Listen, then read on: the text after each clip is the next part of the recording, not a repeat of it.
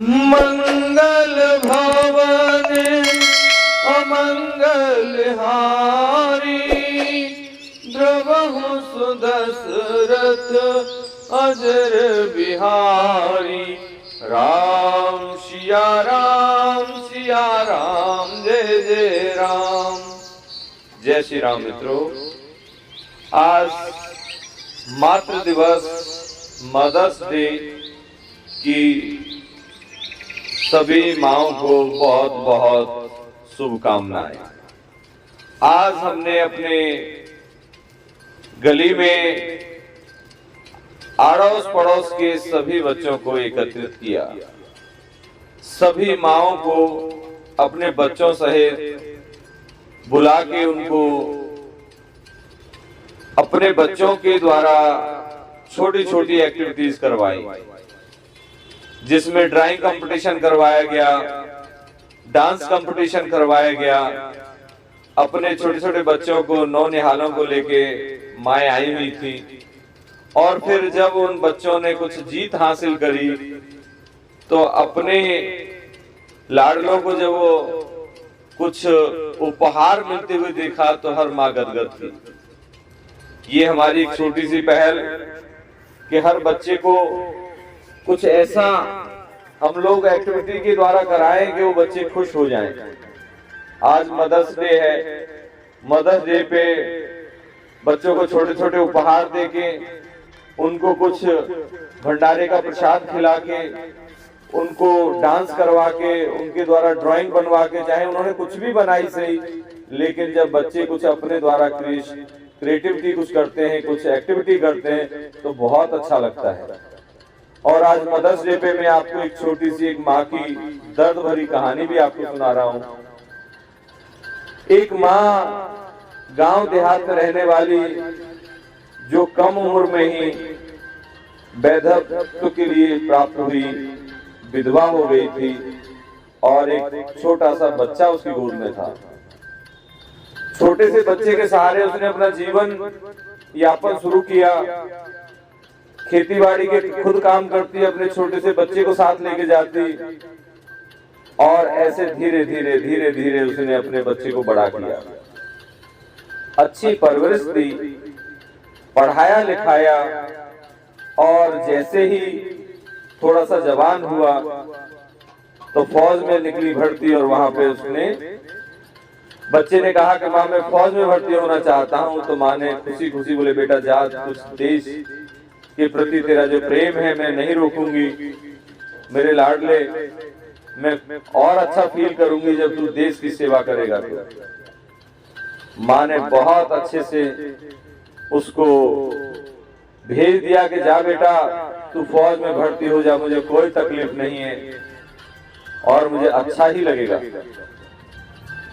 तो इस प्रकार माँ ने फौज में भर्ती होने के लिए अपने बच्चे को भेज दिया, और उस बच्चे ने बहुत अच्छे से देश सेवा का संकल्प लेते हुए फौज को ज्वाइन कर लिया। बड़े अच्छे से ट्रेनिंग हुई, पूरी साल की ट्रेनिंग करने के बाद अपने गांव आया, अपनी माँ के लिए उपहार लेके आया, और गांव में आके अपनी माँ के आंचल में आके सिमट गया। माँ भाव विभोर हुई, अश्रुधारा से अपने बेटे के कंधे गीले किए, अपने बच्चे को पास बिठा के दुलार करने लगी, और बहुत ही सुंदर सुंदर पकवान बना के अपने बच्चे को खिलाए। क्योंकि फौजी लोग कुछ दिन के लिए आते हैं, फिर उन्हें जाना पड़ता है, और जितने दिन की छुट्टी थी, महीने 2 महीने की जो छुट्टी थी, कब निकल गई माँ को पता ही नहीं चला। और बेटे ने फिर कहा कि माँ अब मुझे दोबारा लौटना पड़ेगा, मेरी छुट्टियां खत्म हो गई हैं। माँ ने अपने दुख को अंदर छुपाया, आंसुओं को बाहर नहीं आने दिया, और बेटे को हंसते हंसते फिर विदा किया। इस प्रकार से कुछ समय गुजरा, तो बहुत बढ़िया से जब जॉब चल रही थी, नौकरी बढ़िया कर रहा है, देश सेवा कर रहा है, लेकिन विधाता को तो मंजूर ही कुछ और था। बड़े ही सेंसिटिव एरिया में उसकी पोस्टिंग, और ड्यूटी बखूबी निभा ही रहे थे कि अचानक से अपने ही कुछ देश के गद्दारों ने फौज की मुखबिरी करके दूसरे देश के लोगों के साथ मिलके और उनकी बटालियन के ऊपर हमला करवा दिया। और उस हमले में वो देश की सेवा करते करते वो जवान शहीद हो गया। इधर देश की सेवा करते हुए वो शहीद हुआ। माँ ने सपना देखा तो माँ एकदम से विचलित हो गई कि मेरे बेटे पे जरूर कोई ना कोई संकट आया है, क्योंकि माँ अपने बेटे के, अपने बच्चे के, चाहे बेटा हो बेटी हो, थोड़ा सा भी संकट आता है तो माँ को अंदर से आभास हो जाता है और देखती है कि 2 दिन बाद, दौर उस जमाने का था जब चिट्ठी और पत्री नहीं चलती थी, फोन नहीं होते थे। 2 दिन बाद फौज की गाड़ी में उस शहीद का शव आया। पूरे गांव में हाहाकार मच गया, पूरे क्षेत्र में हाहाकार मच गया। बड़ी ही विपदा का पहाड़ उस माँ के ऊपर टूटा। माँ तो मानो बिल्कुल पागल ही हो गई, न रो रही है, न हंस रही है, न कुछ खा रही है, न पी रही है।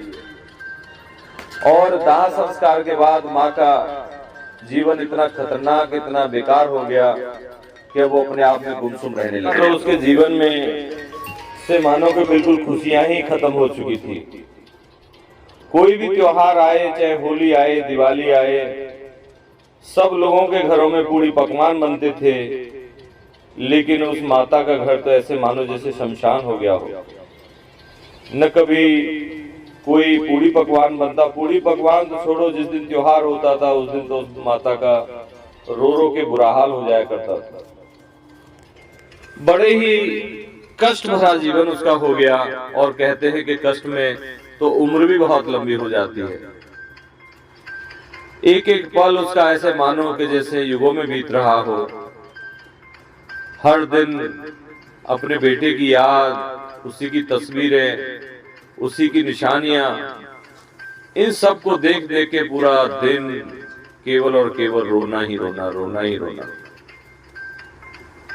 अब तो ऐसे करते करते 5-6 साल गुजर गए। सब लोगों ने बहुत तेरा समझाया, अड़ोसी पड़ोसियों ने समझाया, रिश्तेदारों ने समझाया कि जो होना था विधाता को जो मंजूर था हो गया। अब इस गम से थोड़ा माता थोड़ा बाहर निकलो। लेकिन माँ के ऊपर इन बातों का कोई असर नहीं हुआ करता था। हमेशा केवल और केवल अपने बेटे की यादें। और इस प्रकार से जब कई साल गुजर गए, अचानक से उस माँ के जीवन में एक बदलाव आया। सवेरे उठी तो सवेरे सब लोग क्या देखते हैं कि माँ अपने आंगन को बुहार रही है, बाहर चबूतरे को बुहार रही है, झाड़ू लगा रही है, गाय का गोबर लाई, चौका लगा रही है। बहुत सुंदर सुंदर कलाकृति बनाते हुए आंगन को चौका लगाया, चबूतरे पे चौका लगाया और हंसती खेलती हुई, गाती गुनगुनाती हुई अपने घर में छोटे छोटे काम कर रही है। और जैसे ही थोड़ा सूरज चढ़ने को हुआ, दिन निकलना शुरू हुआ, अड़ोस पड़ोस के सब बच्चों को निमंत्रण दे आई, आज मेरे घर पे आना है, मेरे घर पे ही तुमने खाना खाना है, आज का दिन मेरे यहाँ गुजारोगे, मेरे साथ खेलोगे, कूदोगे, नाचोगे, गाओगे। ये सब प्रकार का निमंत्रण हर गली के बच्चे तक पहुंचा के आई। सब लोग सोचे कि लगता है कि माता बिल्कुल अब पागल हो गई है, बेटे के गम में इतनी गमगीन होती जा रही है कि अब तो ये बिल्कुल पागल हो चुकी है। लेकिन फिर भी कोई बात नहीं, चलो जो भी है, अगर हमारे बच्चे को बुलाया है तो हम अपने बच्चे को जरूर भेजेंगे। और सभी अड़ोसी पड़ोसियों ने उस बूढ़ी माता के यहाँ पे अपने बच्चों को भेज दिया और सुबह से उन बच्चों को खिलाना पिलाना शुरू किया, लाड दुलार करना शुरू किया, उन बच्चों के साथ खेलने लगी जैसे अपने बच्चे के साथ खेलती थी, अपने बच्चे के साथ बतियाती थी, ऐसे बातें करने लगी। और बहुत ही इतने अच्छे ढंग से उन बच्चों के साथ उसने एक्टिविटीज करी कि बच्चे उससे लिपट के उसके साथ उछल कूद करते करते पूरा दिन कब निकल गया पता ही नहीं चला। शाम को सब बच्चों के माता पिता आए, देख के हैरान थे कि जो बुढ़िया कभी अपने घर से बाहर निकली नहीं जब से इसका बेटा गुजरा है, और आज हमारे बच्चों के साथ कितनी अच्छी लग रही है, कितनी सुंदर लग रही है, और ये कितने अच्छे से ये खेल कूद कर रही है। इस प्रकार से पड़ोसियों ने भी उसको सहयोग करना शुरू किया। तो रोजाना पूड़ी पकवान बनाने के बहाने ढूंढने लगी और अड़ोस पड़ोस से बच्चों को इकट्ठा करती।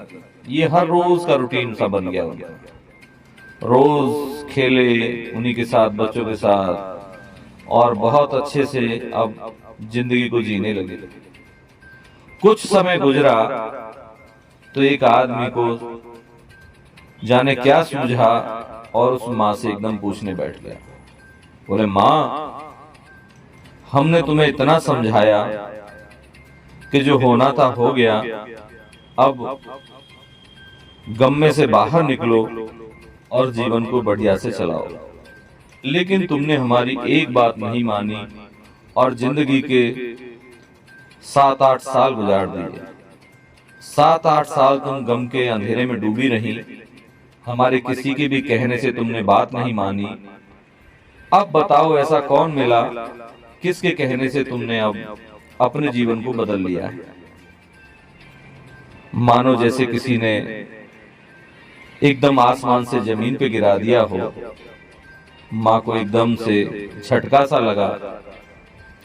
तो बूढ़ी माँ बोली, बेटा, मैं किसी और के संभाले नहीं संभलती, मैं तो केवल अपने बेटे के संभाले संभली हूँ। बोले कि अम्मा, उसको गुजरे हुए तो 7-8 साल हो गए, अब उसने तेरे को कहां से संभाल लिया। बोले, बेटा, एक दिन मैं रात को सोई थी तो सोते हुए मेरे सपने में मेरा बेटा आया। देखा तो इतनी सुंदर ड्रेस पहनी हुई है, अच्छे कपड़े पहने हुए, टाई लगाई हुई है, और इतना सुंदर लग रहा था जैसा मैंने बचपन में उसको तैयार करके भेज दी थी। लेकिन तब मेरे पास इतने महंगे कपड़े नहीं थे, इतने महंगे जूते नहीं थे, लेकिन अब की बार तो उसने इतने सुंदर कपड़े, इतने महंगे जूते और इतना बढ़िया से उसने अपने आप को तैयार कर रखा था, ऐसा लगे कि बहुत किसी रईस घर में था। मैंने अनायास उसको अपनी जेब में भर लिया। मैं भी खूब रोई, वो भी खूब रोया। तो रोते रोते मैंने पूछा, बोले, बेटा, तू वो है कहाँ पे, कहाँ तू अब रह रहा है और कहाँ तू पढ़ रहा है। मैंने उसकी पूरे हाल चाल लिए तो मेरे बेटे ने बताया, बोले, माँ, मैंने अब बहुत धनी परिवार में जन्म लिया है, बहुत पैसे वाला घर है जहाँ पे मेरा जन्म हुआ है, और अब मैं कई सालों से स्कूल जा रहा हूँ, बड़े स्कूल में मेरा दाखिला हुआ है और वही मेरी पढ़ाई चल रही है। मैंने पूछा, बेटा, कौन सी क्लास में पढ़ रहा है। बोले कि माँ, मैं पहली क्लास में ही हूँ, मैं भी पहली क्लास में हूँ। बोले, बेटा, इतना बड़ा हो गया तू पहली क्लास में क्यों है। बोले कि माँ, मैं पास नहीं हो पाता, मैं पास नहीं होता हूँ। तो माँ एकदम कहती, बोले, बेटा, मैंने एकदम से कहा, बेटा, तू तो इतना अव्वल था पढ़ने में, तो तू ऐसा कैसे हो गया कि अब तू पास नहीं होता। तो मेरा बेटा कहता है, माँ, पढ़ने में तो मैं अब भी अव्वल हूँ, लेकिन केवल और केवल तेरी वजह से मैं पास नहीं हो पाता। बोले कि बेटा, मेरी वजह से क्यों। बोले कि माँ, मैं लिखता खूब हूँ, पढ़ता खूब हूँ, लेकिन अक्सर करके जब मैं पढ़ाई में बैठता हूँ, वैसे तो कोई फर्क नहीं पड़ता, तू रोती रहती है, कोई बात नहीं, लेकिन जब एग्जाम के टाइम पे तू रोती है ना, तो तेरे आंसू जो आंखों से जो आंसू गिरते हैं ना माँ, वो मेरी कॉपी पे गिर जाते हैं। तेरे जो बहे हुए आंसू है ना, वो मेरी कॉपी पे गिरते हैं, तो मेरी जो कॉपी जिसमें मैं एग्जाम लिख रहा होता हूँ, मेरी सारी कॉपी खराब हो जाती है, और उस खराब कॉपी की वजह से मुझे मेरी मैडम फेल कर देती है हर बार। वो कहती है, तेरे को आता नहीं है, इसलिए तू ये सारा कॉपी पे लिखता है और पानी फेर देता है, इसलिए माँ, मैं पहली क्लास में हूँ अभी। तो एकदम से मैं सत्ते में आ गई। तो बेटा, अब इसका क्या करूं जो तू अच्छे से पढ़े। बोले कि माँ, एक ही काम है, तू हंसी खुशी रहना शुरू कर दे, तू हंसी खुशी रहेगी तो मैं भी हंसी खुशी रहूंगा, और अगर तेरी आंखों में आंसू नहीं आएंगे तो मेरी कॉपी गीली नहीं होगी कभी। तो एकदम से मैंने उस दिन से संकल्प ले लिया कि मैं अपने बच्चे को कभी फेल नहीं होने दूंगी अब। और मैंने तब से अपने हर गली मोहल्ले के बच्चे में अपना बच्चा देखना शुरू कर दिया है और हर बच्चे को खिला के ऐसा लगता है कि मैं अपने बच्चे को ही खिला रही हूँ, उसी के साथ मैं लाड प्यार कर रही हूँ। मित्रों, ऐसी जब माँ ने कहानी सुनाई तो जितने भी लोग उन्होंने कहानी सुनी, सबकी आंखें नम थी और बहुत ही नम आंखों के साथ उस माँ को ढांढस बंधाया और फिर से वो बच्चा कभी फेल नहीं हुआ, क्योंकि माँ के जो तार होते हैं हमेशा बच्चों से लगे होते हैं। माँ इस दुनिया में हो या न हो, लेकिन माँ हमेशा अपने बच्चों के साथ होती है और दिल से होती है। तो आज मातृ दिवस पर मेरी छोटी सी कहानी हर माँ के लिए मेरी तरफ से एक उपहार स्वरूप मेरी बहुत बहुत शुभकामनाएं हर माँ को और माँ की संतानों को मातृ दिवस की पुनः पुनः शुभकामनाएं। जय श्री कृष्ण, जय श्री कृष्ण, राधे कृष्ण।